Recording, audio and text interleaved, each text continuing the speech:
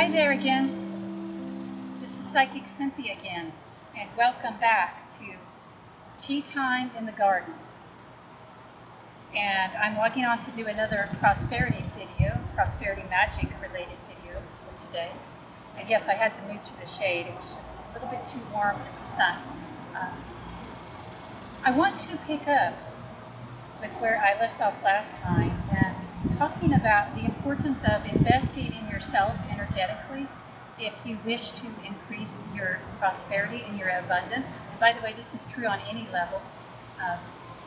I know that many times when we're thinking of prosperity, we are thinking of the monetary level and the financial net worth and career success. But there's also the prosperity or the abundance, say, of being loved, having a loving relationship, for example. A loving primary relationship, I should say. Just loving relationships in general. And really the principles operate the same. And let me explain it like this. For example, if we wish to increase our financial abundance and to open to that, one element of that is very important is to always have a little bit of money that we set aside to invest in ourselves, in our joy, in those experiences in life which bring us the greatest meaning and sense of purpose.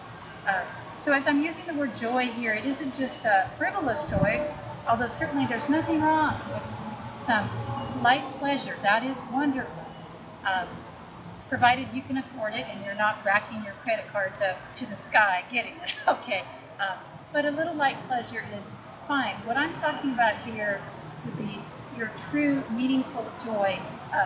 For example, if you're a person whose true passion is essential oils, in other words, that's not just something you play at, but you love that, then a little bit of your income each month, even if it's just a tiny amount, it needs to be set aside to helping you to pursue that passion, whether that's to rebuild your inventory or to buy bottles to mix in or whatever, to get educational classes on becoming a better aromatherapist, for example. That's just one example. Your passion could be knitting or crocheting. Your passion could be hiking or rock climbing. What is that thing that you're passionate about, the thing that you're most passionate about, or the couple of things? Those are the things that you should devote time, money, and energy to. Those things, they should have a little bit of a precedence in your life, actually, if you want to expand your abundance. Because it's really a way of expanding yourself energetically, right? When you do that thing that you love, doesn't that expand your aura? Can't you feel that you not only feel better, but you feel stronger? It increases synchronicities, which, if you don't know what that word means, synchronicity is a meaningful coincidence. I think of that as magic, right? When something very magical happens, not the kind of magic that you caused yourself by doing something. Well, maybe you did cause it. You caused it by feeding your aura with your true joy. And it's interesting. I know many people, obviously through my work, and I've counseled many who tell me they're having financial problems, and we get into the reading and they'll tell me about, this is just an example, one person was wanting to do more of their creative pursuits, which I think did include essential oils, and there might have been some fiber art or different things in there too, I don't know, but they were finding a hard time, or having a hard time finding money for it. And then later in the session, this person shared with me how they have several brand new expensive vehicles. And of course, these have to be insured at a higher level because they're, not paid for. And not just one. And, truthfully, in this household, they don't need several new expensive vehicles, including some that are just purely recreational vehicles. So I don't know if they're, I didn't really do the math, but I mean, because, there were different numbers being thrown out at me, but I wouldn't be surprised if they weren't spending $4,000 or $5,000 a month on vehicles. And these aren't people who work on farms. They're not truck drivers. Yes, they need some vehicles, but they don't need a big wheel truck, okay, for example, for their work. So, you know, they're spending their money in a place where, yeah, it's kind of fun, but at least to the client, you know, she was like, hey, I'd rather maybe have a lesser expensive vehicle. And, you know, that's something to think about. I like this example, and I'm not picking on her, by the way. I'm using this example because she's not the only one. In fact, some of you watching this are going to think it's you that I'm talking about. I'm probably not talking about you. It's a different person. Because it's such a common experience where people are spending more than enough of their resources on things that maybe they need, but they don't need that expensive of a version, you know. I've seen people do this with quote-unquote health food. I mean, yeah, I love healthy eating and healthy food, but I don't have to have designer food. You know, I can, I don't know, just buy potatoes, for example. Something to think about, okay?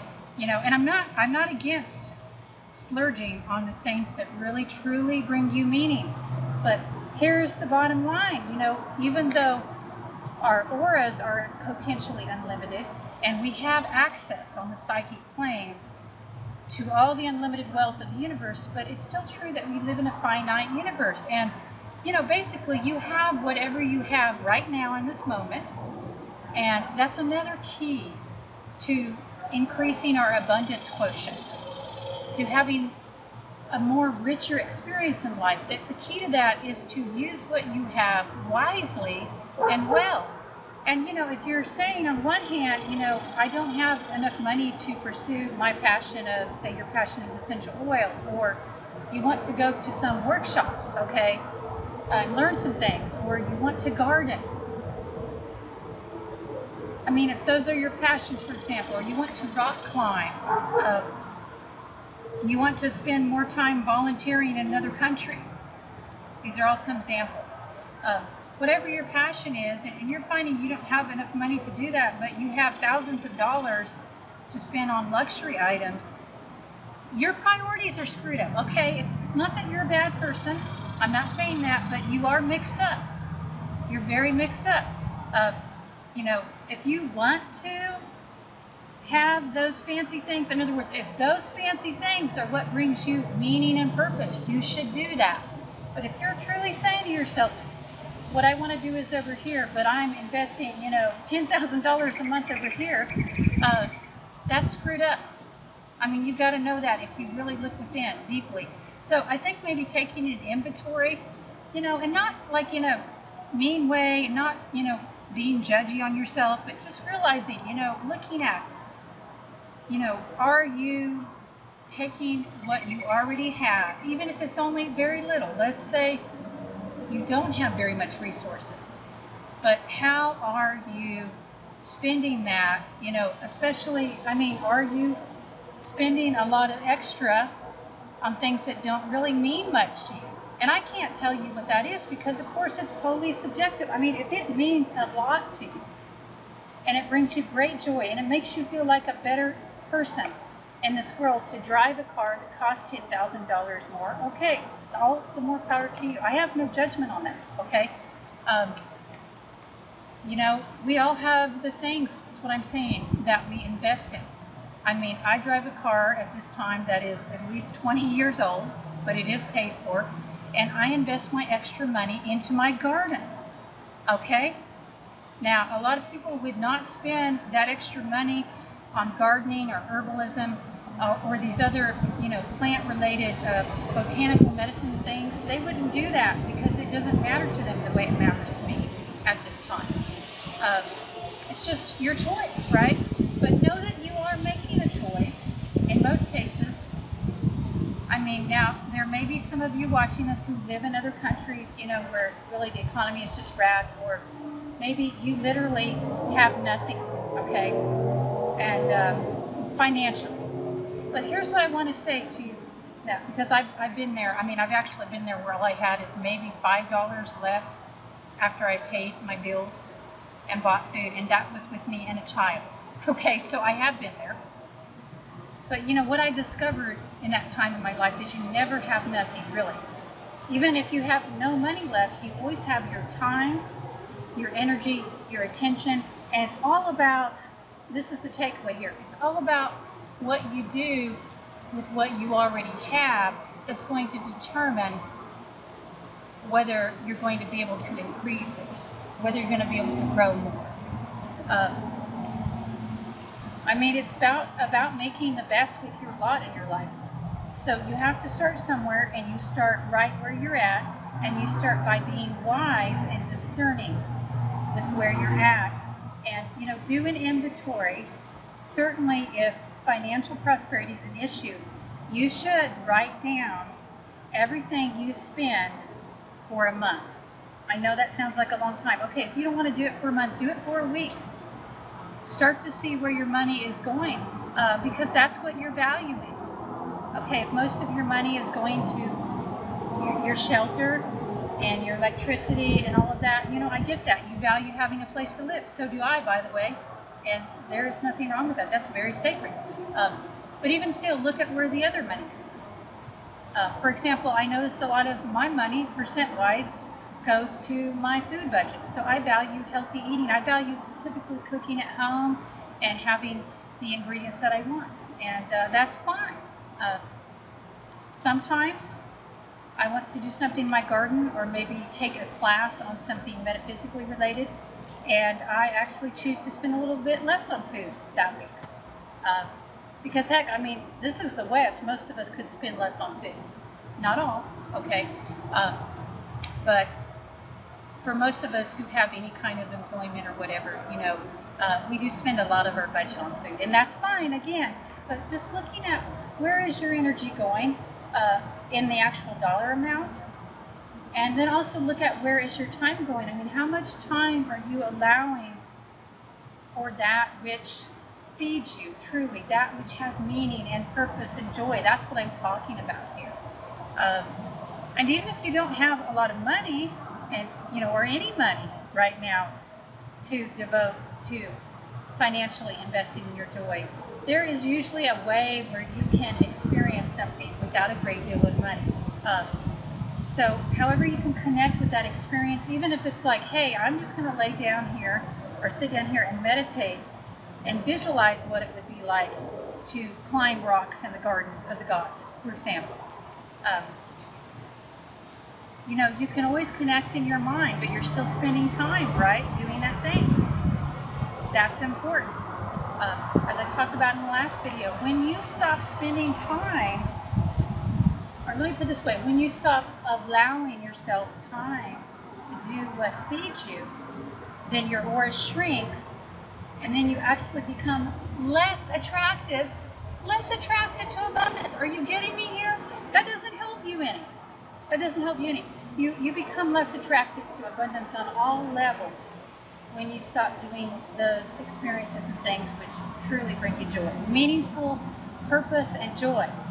I mean, I notice that when I don't make these videos, it truly is one of the things that brings me joy. I know it's crazy sounding probably, but I notice that if I don't make at least a few videos a month, a couple at least, I notice that my aura starts to contract a little, at least at this time.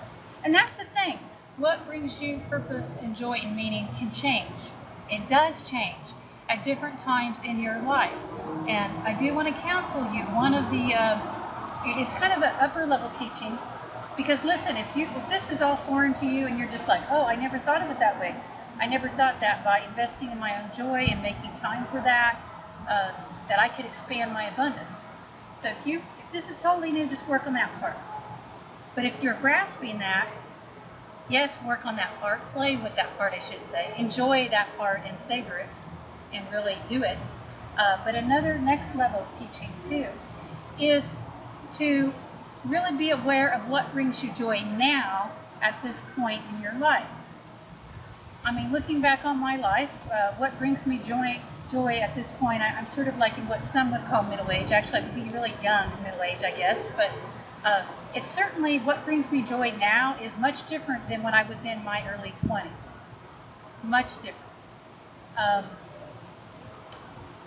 Even what brings me joy right now is much different than 3 years ago. I mean, I am really psyched up at this present moment about the runes and working with them as a divination tool and teaching people about that. And that is something new. Actually, it was something that brought me joy a real long time ago when I was very young. And that's another trick. If you don't know what might bring you joy, okay, you can go back way far in time and see if there was something that used to bring you joy, but you didn't pursue it all the way. And I've done that with many different topics in my life. I did that with classical dance, and I'm doing that now with the runes. I've done that with gardening. So sometimes we do have to resurrect from childhood, especially if you didn't have the resources or a particularly joyful childhood or opportunities to pursue those. You know, it got interrupted. So you can pick that up again as an adult. Maybe, not everything, but maybe. But the other thing I want to caution you about is trying to hold on to joys from the more immediate past that aren't you anymore. You know, discover new joys. I think that's good to always be discovering new joys, or maybe not always, but you know, every few years discover a new joy. Okay, shake it up a little, because that's the other thing about abundance energy, especially in the financial form. Money is a kind of energy, and abundance in the materialistic realm. Energy likes to move, right? It wants to circulate. If energy becomes stagnant, well, what happens? It's just stuck, and then you hit that wall again. So you have to shake things up a little bit every now and then. Reinvent yourself every few years. Why not? Even if it's just a little. Even if it's just something small, like you're going to change your hairdo or your makeup or your clothing. For me, I like to do more of the deep level changes and find something new to study or to master every, I don't know, 3 to 5 years or so. I mean, obviously, if I'm really going to go deep with it, I can't do it every 6 months. But I do make changes. You know, life is like a garden, especially when you're working in your prosperity garden. And it's just like with a garden, you know, you do something different every season. I mean, right now, I'm really in the depths of summer, and soon it will be August, and I'm going to plant some seeds probably for some fall vegetables or fall flowers. And a little bit later, I'll go and buy some mums, right? For that really getting into fall time, you know, deep into fall, I'll have my mum flowers. And you don't do the same thing in every season of your life, right? And that might be why, you know, some of you are blocked too, because you keep trying to do the same thing. I mean, people say, I keep working overtime and it's not working. Well, if it's not working, do something else. Okay. Anyway, thoughts to think of. And of course, as I've said before, with all of these metaphysical aspects we're talking about here in the energetic, we do need to balance it with practical action in the practical world. I think that's very important. And the wise spiritual warrior, the wise shaman, the wise prosperity magic shaman, merges and blends and combines activity on all levels of reality. The spiritual, the psychic, the mental, the emotional, and yes, the physical and practical realms as well. So on that note, I'm wishing you all the most magnificent, expansive prosperity that you can handle at this moment. Sending you love and bright blessings.